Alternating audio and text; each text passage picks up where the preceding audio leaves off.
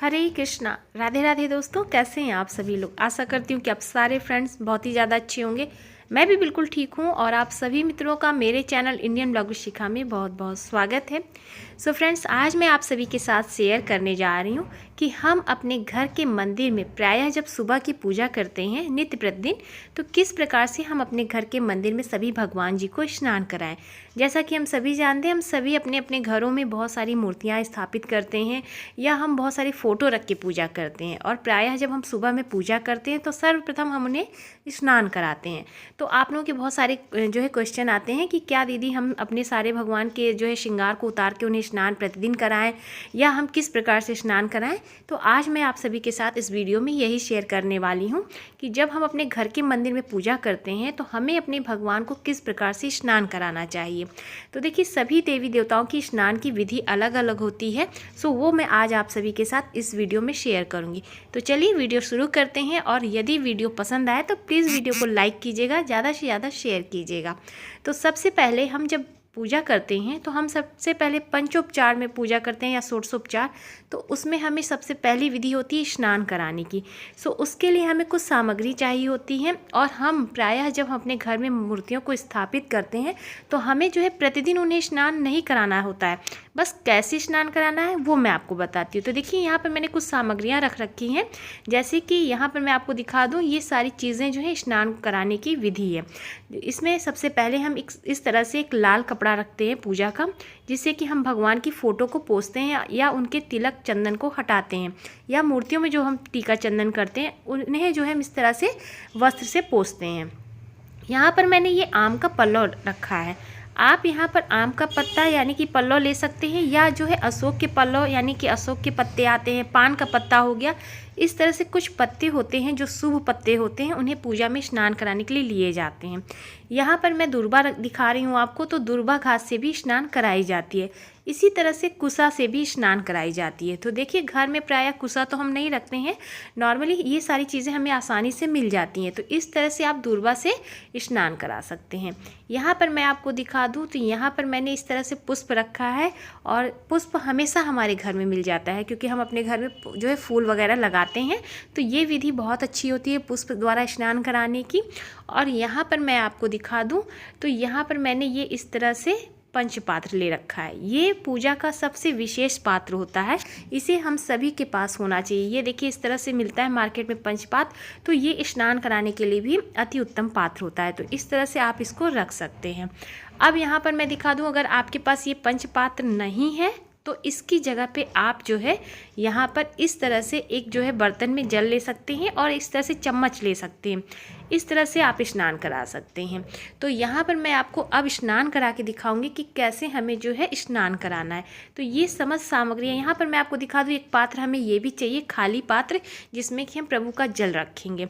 तो चलिए स्नान की विधि शुरू करते हैं और देखते हैं कि किस प्रकार से हम अपने घर के मंदिर में प्रायः जब सुबह की पूजा करते हैं तो कैसे हमें अपने ठाकुर जी को स्नान कराना होता है। तो देखिए, सभी देवी देवताओं का स्नान की विधि अलग अलग होती है, वो मैं आपको इसी वीडियो में बताती जाऊंगी। तो सबसे पहले जब हम अपने घर में छोटी विग्रह रखते हैं, जैसे कि छोटी छोटी मूर्तियां रखते हैं, तो उन्हें हम स्नान प्रतिदिन करा सकते हैं। तो यहाँ पर जब भी हम स्नान कराएंगे, एक पात्र लेंगे, उसमें हम खाली पात्र में हम कभी देवी देवताओं को नहीं विराजमान करेंगे। हमेशा उसमें टीका लगाएं, थोड़े से पुष्प या अक्षत रखें, और तब आप जिस भी देवी देवताओं को स्नान कराएं उसमें आप उनको विराजमान करें। तो देखिए, ये जो हमारे गणेश जी हैं ये छोटे हैं और प्रायः इनका स्नान होता है। बहुत ज़्यादा मैं इनका श्रृंगार नहीं करती हूँ, केवल वस्त्र धारण कराती हूँ और जनेऊ अर्पित करके वस्त्र रूपी जो है कलावा में इनको अर्पित करती हूँ। टीका चंदन करके इनको मैं विराजमान करती हूँ। तो इस तरह से इनका प्रायः स्नान होता है।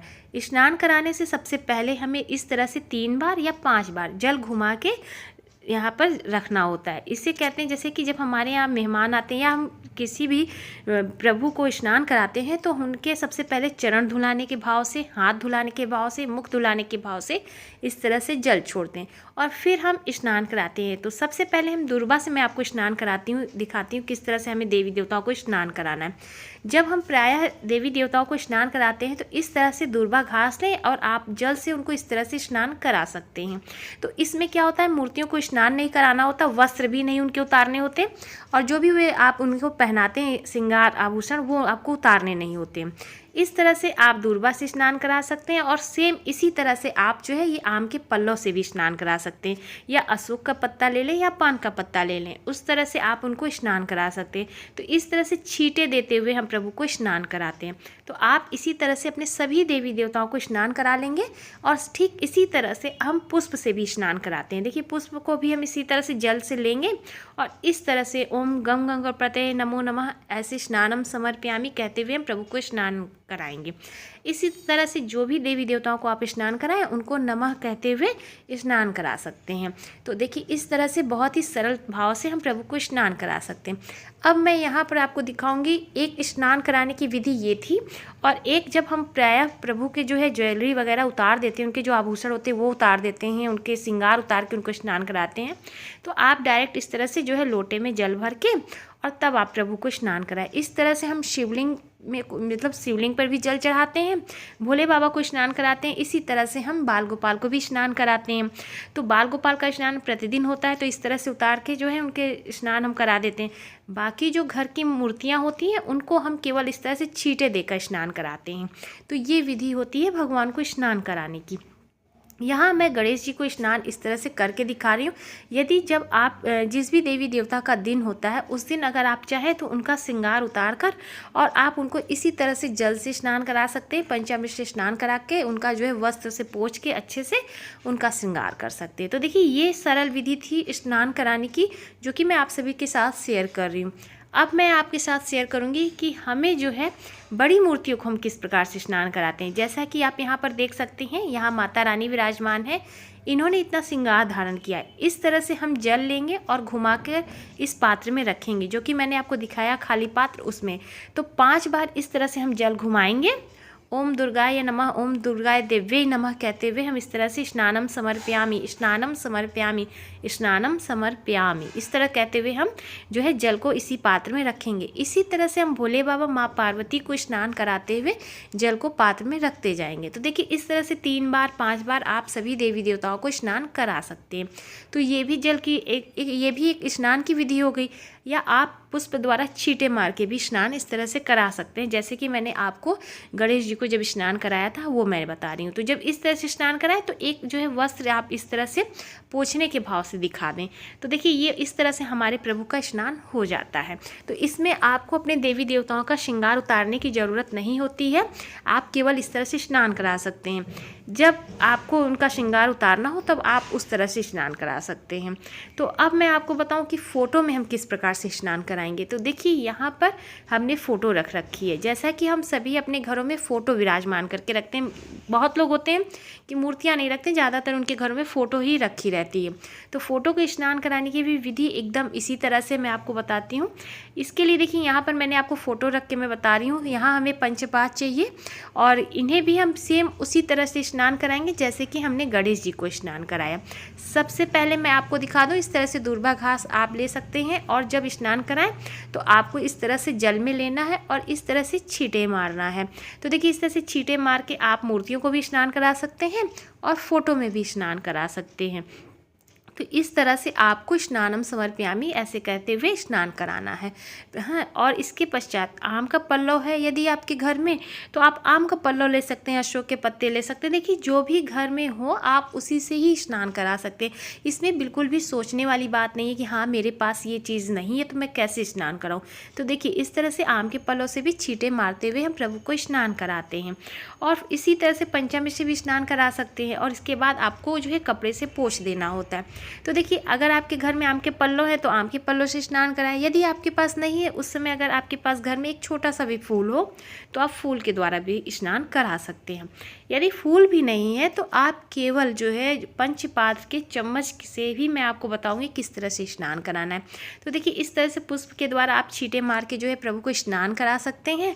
और इसके बाद जब भी स्नान कराएं तो आपको जो है एक सूखे टॉवल से प्रभु को पोंछना होता है। तो यहाँ पर मैं आपको दिखाऊं, सबसे पहले इस तरह से लाल कपड़ा हमेशा रखें। जो भी प्रभु को हम टीका चंदन करते हैं उसे हम इस तरह से साफ करते हैं। तो आप इस तरह से नहीं स्नान कराना चाहते हैं तो कपड़े को भिगोकर आप इस तरह से भी स्नान करा सकते हैं, फोटो को पोंछ सकते हैं या अपनी मूर्तियों को गीले कपड़े से पोंछ सकते हैं। तो वो भी एक स्नान ही हो जाता है। तो स्नान इस तरह से भी आप करा सकते हैं। तो देखिए इस तरह से हमने जो भी टीका चंदन था वो हमने पोंछ दिया। अब यहाँ पर मैं आपको दिखाऊं, एक साफ़ टॉवेल लेंगे और उससे हम पोंछने के भाव से प्रभु को इस तरह से स्नान कराने के बाद पोंछ देते हैं। तो इस तरह से हमारा जो है स्नान होता है प्रभु का। अब मैं यहाँ पर आपको दिखाऊं, तो जब हम स्नान करा देते हैं, इसके पश्चात मैं आपको एक विधि और बताती हूँ। यदि आप छींटे नहीं मार के स्नान कराना चाहते हैं या कोई सामग्री नहीं है आपके पास, तो आप पंचपात्र या चम्मच से इस तरह से 3 बार या 5 बार जल घुमा के इस तरह से पात्र में डाल सकते हैं। तो इससे क्या होगा, हमारे प्रभु का स्नान भी हो जाएगा। और अगर कभी कभी होता है हमारे घर में दूर्वा भी नहीं होती, पुष्प भी नहीं होते, आम के पल्लो नहीं होते, तो हम कैसे ठाकुर जी को स्नान कराएं या अपने घर के मंदिर में कैसे देवी देवताओं को स्नान कराएं। तो इस सरल विधि के द्वारा आप इस तरह से चम्मच से ही, केवल आप एक पात्र में कटोरी या ग्लास में जल ले लें, चम्मच से भी आप इस तरह से स्नान करा सकते हैं। वैसे पूजन सामग्री में पंचपात्र तो आप अवश्य रखें, यह बहुत ही शुभ पात्र होता है पूजा के लिए। तो बस इस तरह से प्रभु को स्नान कराएं और टीका चंदन करें। प्रायः प्रभु को चंदन लगाएं और माता को रोली लगाएं। इस तरह से आप जो है अपने घर में बहुत ही सरल तरीके से प्रभु को स्नान करा सकती हैं और पूजा कर सकती हैं।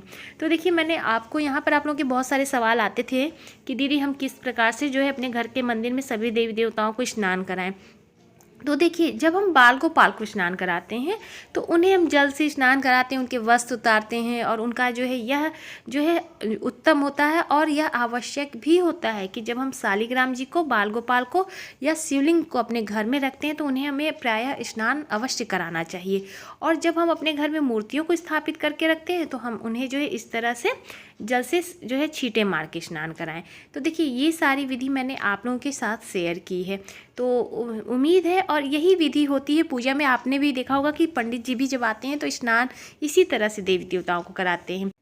सो इस तरह से जो है आप अपने घर के मंदिर में अपने देवी देवताओं को स्नान करा सकते हैं। सो उम्मीद करती हूँ कि आप सभी लोगों को मेरी आज की ये वीडियो पसंद आई होगी। तो प्लीज़ वीडियो को लाइक कीजिएगा, ज़्यादा से ज़्यादा शेयर कीजिएगा। चैनल पे मेरे पहली बार आए हैं तो मेरे चैनल को भी सब्सक्राइब कीजिएगा, इंस्टाग्राम पे फॉलो करिएगा। मैं मिलूँगी आप सभी मित्रों को नए से अच्छे से वीडियो के साथ। तब तक के लिए हरे कृष्णा, राधे राधे, जय श्री राधे।